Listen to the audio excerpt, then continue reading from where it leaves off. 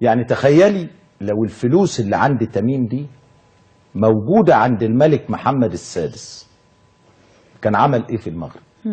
كان خلاها اوروبا بالنسبة لها صفر على الشمال. ليه؟ الملك محمد السادس تعلم كويس، اتربى كويس،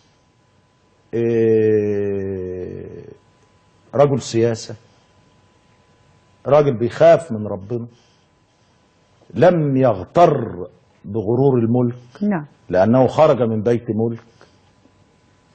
فإحنا عايزين نتخيل لو فلوس قطر دي موجودة في المغرب. موجودة في المغرب، أقسم بالله لكان الملك محمد السادس جعلها الدولة الأولى في العالم من حيث الجمال، ومعه الشعب المغربي.